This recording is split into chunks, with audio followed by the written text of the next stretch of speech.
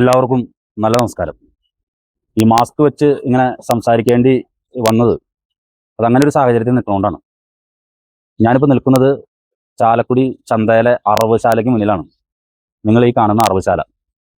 ഇവിടെ നിന്നാണ് നമ്മുടെ ഈ ചാലക്കുടി മാംസ മാർക്കറ്റിലേക്കുള്ള മാംസങ്ങൾ, അതായത് മൃഗങ്ങളെ അറുത്ത് അത് കഴുകി അത് കൊണ്ടുവന്ന് വിപണനത്തിന് വേണ്ടി കൊണ്ടുപോകുന്നത്. അവിടുത്തെ ഒരു സ്ഥിതിയാണ് നിങ്ങൾ ഈ കാണുന്നത്. ഞാൻ ഇന്നിപ്പോൾ ഇങ്ങോട്ട് വരാൻ കാരണം, ഇന്നലെ വൈകിട്ട് വ്യാപാര ഭവന്റെ മുന്നിൽ നിൽക്കുമ്പോൾ, മർച്ചൻ്റ് അസോസിയേഷൻ്റെ വ്യാപാര ഭവന്റെ മുന്നിൽ നിൽക്കുമ്പോൾ ഒരു പൊട്ട മണം വരണം, പൊട്ട മണം. അപ്പോൾ അവിടെ എൻ്റെ അടുത്തുണ്ടായിരുന്ന ദേവസി പനങ്ങാടെന്ന് പറഞ്ഞ ചേട്ടൻ പറഞ്ഞു, എന്ത് സ്മെല്ലാണിത്, ഇത് എവിടെ നിന്നാണ് പറഞ്ഞത്, ചന്തയിൽ നിന്നാണോ ജയഫൈസ, ഒന്ന് പോയി നോക്കാൻ പറഞ്ഞു. ഞാൻ ഇന്ന് ഇങ്ങോട്ട് വരാൻ പോണേക്കാളും തൊട്ട് മുൻപാണ് മുൻപത്തെ പ്രതിപക്ഷ നേതാവ് CS സുരേഷ് എന്നെ വിളിച്ച് ഒരു സംഭവം പറയുന്നത്. ഞാനിവിടെ വന്ന് നോക്കുമ്പോൾ കാണുന്ന കാഴ്ചകളാണ്. നിങ്ങൾ നോക്കിയേ, ഈ മൃഗങ്ങളെ അറവ് ചെയ്തതിന് ശേഷം വരുന്ന പണ്ടവും ഇതൊക്കെ കൊണ്ട് ഇട്ടേക്കാണ്. ഒരു വലിയ കുഴി കുത്തിയിട്ട് ആ കുഴിയിലേക്ക് ഇട്ടിട്ടുണ്ട് കുറേ സാധനങ്ങൾ.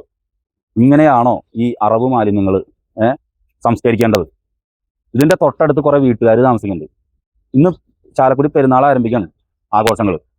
ഏതെങ്കിലും ഒരു അതിഥീനെ ആ വീടുകളിലേക്ക് അവർക്ക് വിളിക്കാൻ പേടിയാണ്. കാരണം എന്താണെന്നറിയോ? ഈച്ച, സ്മെല്ല്, ഇതൊക്കെ ആ വീടുകളിൽ ഇരിക്കുന്ന ആളുകൾക്ക് അനുഭവപ്പെടുന്നു. ഒരു അതിഥീനെ പോലും, ഞങ്ങളുടെ ബന്ധുക്കളെ ആളുകളെ ഒന്നും വീട്ടിലേക്ക് വിളിച്ച് ഒരു നേരത്തെ ഭക്ഷണം കൊടുക്കാൻ, അല്ലെങ്കിൽ പെരുന്നാൾ ആഘോഷിക്കാൻ പോലും പറ്റാത്ത അവസ്ഥയാണ്.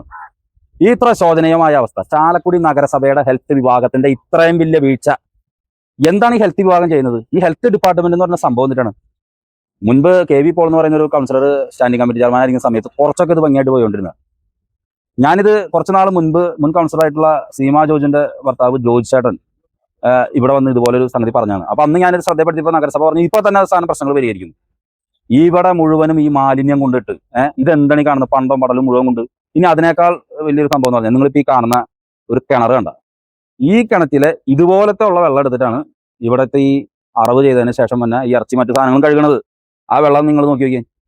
ഇതും കൊണ്ടിട്ടാണ് ചാലക്കുടി മാർക്കറ്റിൽ മാംസം മേടിക്കാനായിട്ട് വല്ലവരും വരുന്നുണ്ട്. ഇത് ശരിയായിട്ടുള്ള രീതിയല്ല.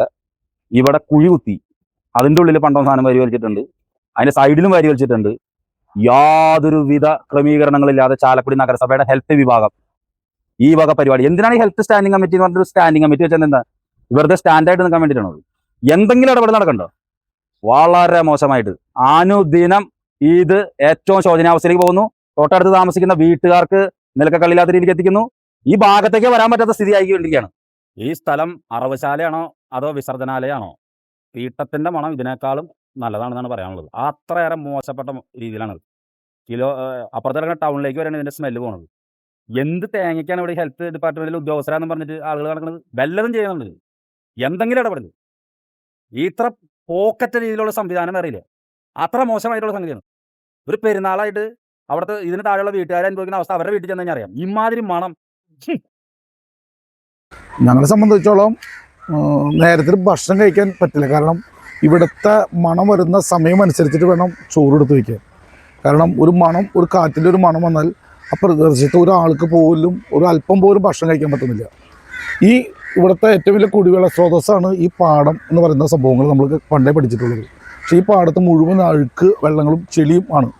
അത് ഈ പ്രദേശത്തെ എല്ലാ കിണറുകളിലും ഉണ്ടായിട്ട് ആൾക്കാർ ഇപ്പോൾ 20 ലിറ്ററിൻ്റെ 40 ലിറ്ററിൻ്റെ കന്നാസിൽ വെള്ളം മേടിച്ച് വെച്ചിട്ടാണ് ഉപയോഗിച്ച് പോകുന്നത്.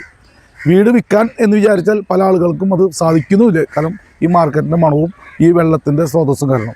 ഇത് ഒരു മണിക്കൂർ കൊണ്ട് പരിഗണിക്കാൻ പറ്റുന്ന കാര്യങ്ങളാണ് ഞങ്ങളിവിടെ വന്ന് നോക്കിയപ്പോൾ കണ്ടത്. കാരണം ഇത്രയും പേർക്ക് സ്റ്റാഫുകൾ ഇവിടെ ഉണ്ട്. അലസമായിട്ടാണ് ഇവിടുത്തെ ഈ മാംസത്തിൻ്റെ പിണ്ടങ്ങളും മറ്റു കുടലുകളും വേസ്റ്റുകളും വെറുതെ വലിച്ചു വാരിയിട്ടേക്കാണ്.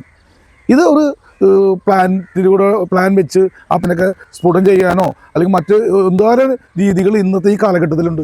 ഇതല്ലാതെ വളരെ തുറന്ന സ്ഥലത്ത് ഇട്ട് അതുപോലെ ഇവിടെ കുമ്പാരം പോലെയാണ് കൂട്ടിയിരിക്കുന്നത് ഈ വേസ്റ്റുകൾ. ഈ നിസ്സാരം കാണുന്ന ഈ സാധനം ഒരു ആക്രിക്കാരന് വെറുതെ കൊടുത്താൽ പോലും ഈ പ്രദേശം ഒന്ന് വൃത്തിയാവും. തീർച്ചയായിട്ടും ഇത് അധികാരികൾ ഒന്ന് ശ്രദ്ധിക്കണം. ഇവിടെ സാധാരണക്കാരായ കുറേ പാവങ്ങൾ താമസിക്കുന്ന സ്ഥലമാണിത്. കാരണം ആരെയും വെറുപ്പിക്കാനോ ആരോടുള്ള ദേഷ്യപ്പെടലല്ല, ഇത് സ്വന്തമായിട്ട് ജീവിക്കാനുള്ള ഒരു അഭയത്തിന് വേണ്ടിയിട്ടാണ് നിങ്ങളോട് റിക്വസ്റ്റ് ചെയ്യുന്നത്. ഇവിടെ ഈ മാലിന്യ പ്ലാന്റ് അങ്ങനെയുള്ള സംഭവങ്ങൾ നിലവിലുണ്ടോ? പലപ്പോഴും ഉണ്ട് എന്നാണ് എൻ്റെ അറിവ്. പക്ഷേ പലപ്പോഴും അത് വർക്കിംഗ് അല്ല. ഗ്യാസിൻ്റെ പ്ലാന്റും കാര്യങ്ങളൊക്കെ ഉണ്ട്.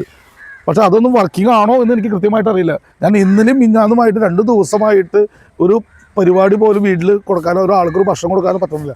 അങ്ങനെ ഇവിടെ ഈ പരിസരം വന്ന് നോക്കിയതാണ്. വന്ന് നോക്കിയപ്പോഴാണ് ഈ കാണുന്ന ഈ പ്രശ്നങ്ങൾ കണ്ടത്. ബയോഗ്യാസ് പ്ലാന്റ് ഇവിടെ 2 പ്ലാന്റ് ഉള്ളത്, ഒന്ന് ആ വലതുവശത്തും ഒന്ന് ഇതും കാണുന്നത്. ഇപ്പം എൻ്റെ നോട്ടത്തിൽ ഒരു പ്ലാന്റ് വർക്ക് ചെയ്യണുള്ളൂ, ബാക്കിയുള്ളത് ഉപയോഗശൂന്യമായിട്ട് കിടക്കുക. അതിൻ്റെ ഭാഗമായിട്ട് നമ്മളിപ്പോൾ ബാക്കിൽ കണ്ടത് ഒരുപാട് വേസ്റ്റ് കൊണ്ട് അവിടെ ഇട്ടേക്കാം. അതൊക്കെ പ്ലാന്റിലേക്ക് വേണ്ട സാധനങ്ങളാണ്. പിന്നെ അത് തന്നെയല്ല ഇവിടുത്തെ ഈ മാർക്കറ്റിൽ ഉപയോഗിക്കുന്ന മൊത്തം വെള്ളം തുറന്നു വിട്ടേണ്ടത് ഓപ്പൺ ഏരിയയിലേക്ക്. ഞങ്ങളിവിടെ വരാണ്ടായി കാരണം പെരുന്നാൾ സംബന്ധമായ ഒരു സ്റ്റാളിൻ്റെ കാര്യത്തിൽ വന്നപ്പോഴാണ് ഇവിടെ ഇത് കാണപ്പെട്ടത്. അത്രമാത്രം വെള്ളം നമുക്കിപ്പോൾ എന്തും തൽക്കാലം ചെയ്താലും തീരാൻ പറ്റാത്ത പ്രശ്നങ്ങൾ ഇവിടെ ഉള്ളത്. ഇവിടുത്തെ ഈ കിണറും വളരെ മലിനമായിട്ട് ഈ കിണറിൽ നിന്നാണ് ഇവിടുത്തെ എല്ലാ ആവശ്യവും ഇവിടുത്തെ ഈ മാർക്കറ്റിൻ്റെ അറവുശാലയിലേക്കുള്ള വെള്ളം ഉപയോഗിച്ചിരിക്കുന്നത്. നിങ്ങളെ കിണറൊന്നും നോക്കിയേ, ആ കിണറിലുള്ളത് ആ രീതിയിലുള്ള ഭക്ഷണമുള്ള നമ്മളെ ഈ പ്രദേശവാസികൾ ഉപയോഗിക്കുന്നത് അത് ആരോഗ്യ പ്രശ്നം ഉണ്ടാക്കില്ലേ. ഇതൊക്കെ ഒരു ഭയങ്കരമായിട്ട് ശ്രദ്ധിക്കേണ്ട കാര്യമാണ്. ഇതിൽ നിന്ന് മനസ്സിലാവുന്നത് ഇത് മാർക്കറ്റുമായി ബന്ധപ്പെട്ട ഒരു നല്ല രീതിയിലുള്ള പ്രവർത്തനങ്ങളോ അല്ലെങ്കിൽ നല്ലൊരു ഉദ്യോഗസ്ഥന്മാരുടെ ഒരു ഒന്നുകൂടെ ഇൻസ്പെക്ഷൻ നടത്തില്ല അങ്ങനെയൊന്നും ഇല്ല എന്നാണ് ഈ കിണറിൻ്റെ അവസ്ഥയും ഈ പ്രദേശത്ത് മുഴുവൻ വേസ്റ്റ് കിടക്കണം കാണുമ്പോൾ ഞങ്ങൾക്ക് മനസ്സിലായത്. വീടുകളിൽ വന്ന് ഈ അടുത്ത പ്രദേശത്തുള്ള ഇപ്പോൾ പൃഥ്വിജോഷി പറഞ്ഞത് ഈ അടുത്ത പ്രദേശത്ത് വന്ന വീടുകളിൽ ആൾക്കാർ വന്നു കഴിഞ്ഞാൽ ഒരു തുള്ളി വെള്ളം പോലും കഴിക്കാൻ അവർ തയ്യാറാവാറില്ല. കാരണം എന്താ, ഇപ്പോൾ ജോഷി പറഞ്ഞ പോലെ ഈ മണപ്പശലും കാര്യങ്ങളൊക്കെ ആയതുകൊണ്ട്. അപ്പോൾ അതിന് എത്രയും വേഗം ഇതൊക്കെ പരിഹരിക്കാവുന്ന പ്രശ്നങ്ങളുള്ളൂ. ഒരുപാട് ഏരിയ ഉള്ള ചാലക്കുടിക്ക് ഒരുപാട് ഏരിയയില്ലേ, ഒരുപാട് ടാക്സും കാര്യങ്ങളൊക്കെ പിടിക്കുന്നത്. അതിന് എത്രയും വേഗം ഫണ്ട് കണ്ടെത്തി ഇവിടെ അതിനുള്ളൊരു മാർഗ്ഗം ഉണ്ടാക്കി തരണമെന്നാണ് നമ്മൾ പറയുന്നത്.